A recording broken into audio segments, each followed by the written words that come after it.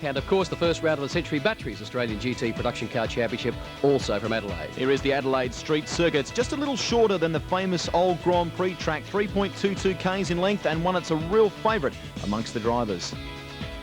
So first coming up with the show, of course, is round one of the MegaMatters.com Nations Cup Series, riding with Dominic Bonica, car 14, the TNT Porsche. Also riding with Mark Noske in the Ferrari 360 Modena Challenge. Very, very fast in qualifying. It should be a fabulous battle between Stokel and the Lamborghini, the Porsches and the Ferrari.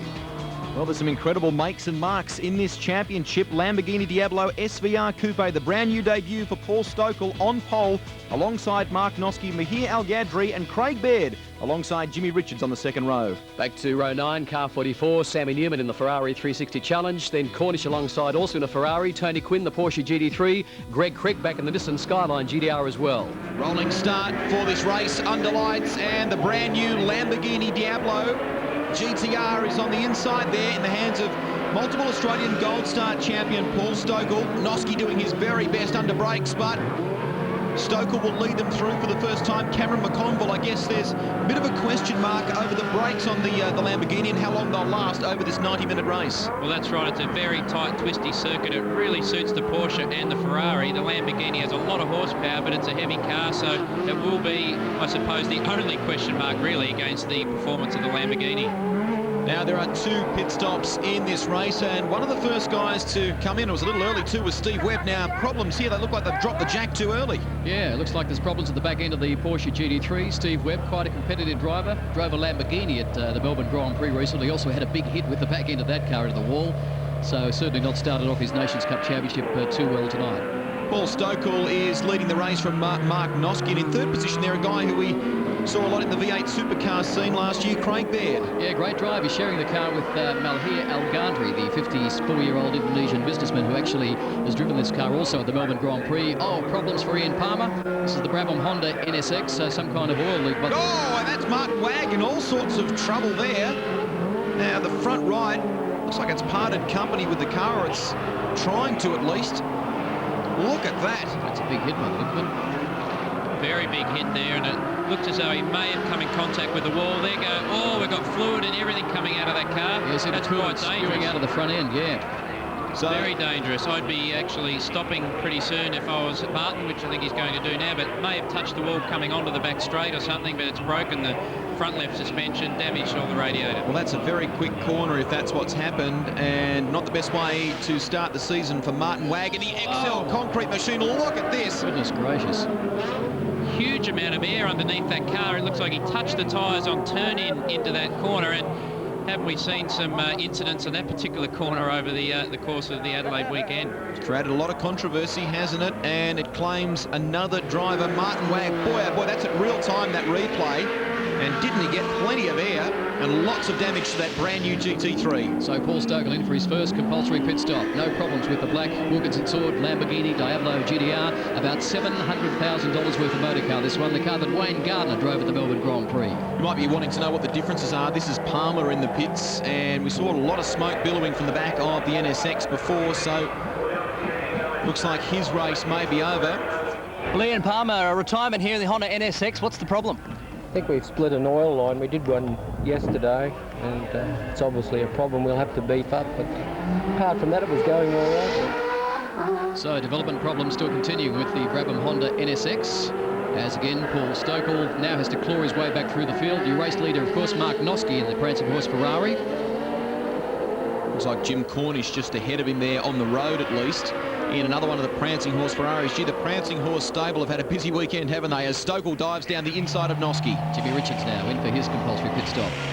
Maguire's Top Marks Drivers Champion from last year in car number 1. Beautiful stop too. So Jimmy qualified, I think you were fine in the top 3. Noske has turned the car around. And that's coming on to the start-finish straight there. You can see the brake discs at the front glowing there, Ken. Okay, we go on board. There goes Mark. Oh! Just gets like too early. Yeah, it looked like he got on the pad. Now you can see the wiper going on, so we may be getting a little bit of rain. There was forecast for rain tonight. Mark gets it going, but that's a real shame. Luckily, he didn't hit anything. We've just spoken to Grant Denyer in pit lane, and he says exactly that, Cam, that it is raining. You can see it just teeming a little bit now. There it is. There's a good shot of how much it's raining. quite heavy up at the top end of the circuit, so we could get a very similar situation. It looks like Sam Newman Sam's has turned turned it it around. around. Hasn't hit anything, thankfully. And he'll soldier on, although now he has to get reverse. And usually no one's hit him. That's right. So far this weekend, it's been pretty dry. There's a replay of that spin. As you mentioned, Cam, as he came off the ripple strip, that's what sort of completed the spin. When rain starts to fall on a street circuit like this, how treacherous does it get? This is Tony Quinn in the VIP Pet Foods Porsche GT3, also caught out in the wet conditions. Oh, he's going to touch the tyre wall there too, but this track will get very, very slippery indeed. We've had some hot weather over here, with a lot of rubber going down with practice of other cars, a lot of marbles offline. Now it's rained, and look, there's someone into the wall. It might be Stuart Gagg in one of the Prancing Horse Ferraris, so he's been caught out in the conditions as well. Yes, out of the car. Linda Price was going to share the drive with Stuart. Peter Fitzgerald completing one of his compulsory pit stops. There are 2 in this particular race.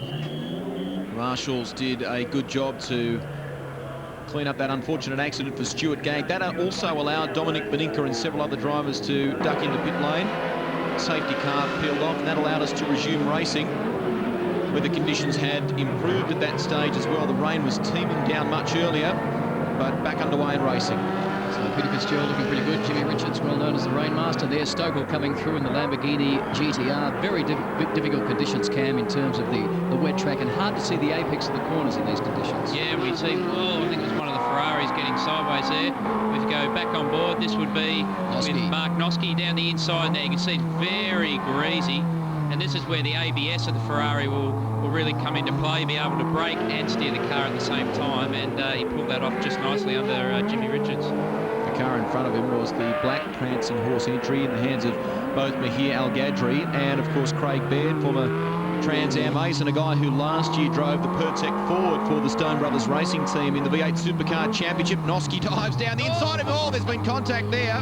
Yeah, touches him, pushes him well and truly out of the way. That was his teammate Craig Baird there, I think, that he gave a little tap to. So that was he went up the inside. Baird probably didn't know he was going to have a go at him there, and we see dicing with Peter Fitzgerald now. Extremely difficult conditions, greasy, wet, hard to see the apex of the corners. Noske gets past Peter Fitzgerald, so he's on a charge. How hard is it for a driver in circumstances like this, Cam? It's raining, we're on a street circuit, and we're driving under lights, which some of these guys probably haven't done before. Probably the most dangerous and tricky conditions you can drive in, as we see Sammy Newman having another spin there and driving out of the way. Now he'll probably come back in front of the leaders. There's Mark Noske coming around. He'll go around the outside of Sam, although Sam's actually going to race him into the next corner and nearly push Mark Noske off the road. And race him out of this one as well. It's played right into the hands of Paul Stokel. Stokel is right there with him. Jimmy Richards is in touch with them as well. Look at the Maguire's Killershine in-car. You can see that Noske right on Stokel's tail. Stokel's gone past now, so Paul Stokel back into the lead. A lot of people at home might be wanting to know, Craig, what the difference is. Last year, Stokel drove the SVR version of the Diablo. This is the newer GTR, more expensive too. A lot more expensive.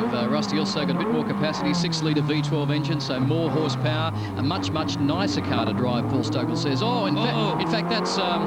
Jimmy's gone through there, I think. Yeah, good move from Jimmy Richards. So it looks like Noske now dives down the inside of Stokel's Lamborghini again. Fabulous race here at Adelaide. The MegaMountis.com round 1 of the Nations Cup Series. And that glorious sounding 3.6-litre Ferrari V8. Jim Richards making his way onto the front straight here. I'm just wondering if this is the sort of conditions where the Porsche might come to the fore. Yeah, it should, Rusty, and as we know, even on a dry track, the Porsche stops very well. It changes direction nicely, puts the power down extremely well with the rear-wheel drive, and these are the sort of conditions Jimmy just absolutely loves. He'll have a smile from ear to ear, really enjoying his racing, I'd say. The fastest lap in this race was 1:32.2, but we're back down now in the lap times due to the greasy conditions. Again, riding with Mark Noske. Full power through here, all the way up to 8,500. And something's happened there, Cam. Something has happened there. Definitely, because he's pushed the camera out the way, I think, with his hand. Or he's driving for the Hyundai Precision Drive. I was just thinking that. He's put it up on 2 wheels. That sounds like an engine, I'd say. It dropped the cylinder, it started running rough, and that'd be all over for Mark Noske. Well, let's try and find out. In fact, Grant Denyer caught up with Mark Noske. Well, the man running third in his sensational Ferrari has now retired. Mark Noske, what happened? We unfortunately had an engine expire, so a bit unfortunate that it caught on fire, so I got out pretty quick, but up until then the car was running pretty good. Yeah, that is a surprise. The Prancing Horse team, Nigel Barclay and the boys have got a pretty good handle on this sort of situation. I'm surprised that that happened. So Baird in the pits now. The car is sharing with Mahir Al-Gadri. And Al-Gadri now getting in the car, so it looked like Craig was saying there might be a problem with the rear end of the car. It was very, very slippery out there. There was some conjecture as to whether you would get out of your car and hand over the drive. Yeah, I thought there was something broken in the back of the car. It just didn't feel right. I thought it had a puncture. The guy said it didn't have a puncture, but something's broken, whether it's a rear shock or something. But it was just undrivable, just screaming around in a straight line, which was a shame because the car was running, reasonably well. And Craig Baird did it justice too. Sam Newman's also turned the Prancing Horse Ferrari around, car 44. So this may well bring out a safety car. Dominic Beninka into the pits in the TNT Porsche. Great to see him back in the championship. 36 years of age, won it in 1998 for Porsche, and has been given the drive this year from Chris Emsley and the boys from TNT. Obviously taking the chance, like Paul Stokel, to complete the second of their compulsory pit stops. Whole new range of challenges for the Lamborghini boys as they've swapped from the SVR to the newer GTR version. Jimmy Richards also came into pit lane. Bit of an incident which is going to delay this pit stop now. Jim's had to switch off the engine because there's a fuel leak towards the front of the car that has now been cleaned up. All tyres are done. Car is down and Jimmy's out. So a lot of fuel around the front end of the Porsche. Obviously a churn spill or something's happened there. Andrew Smith, can Paul Stoker bring it home? I understand he does have a few problems. The only real problem we're experiencing at the moment, we had a little tap with Jim Richards before, and the steering's fair way offline at the moment, but Paul seems to be handling it now. If we're in the dry, we might have a bit of a problem, but because it's the wet, it seems to be affecting everybody, but we should be okay. Stokel's a three-time Australian Gold Star champion and no stranger to Lamborghinis either. He's been campaigning them for, well, almost 2 years now. This is Al-Gadri in the Ferrari. Beninka. Oh, Al-Gadri's lost it. Big hit into the tyre wall there, I think. You can see he got sideways on the curb. Now, remember, Craig Baird had just handed this car to him, and he does own it, so I suppose it's better than Craig giving it a hit. Coming across the start-finish line to greet the checkered flag, and that is Paul Stokel. He took victory. So a stunning performance despite the fact that he was nursing a car which had some damage. But nonetheless, a terrific debut for the brand new Lamborghini Diablo GTR. Stokel victorious.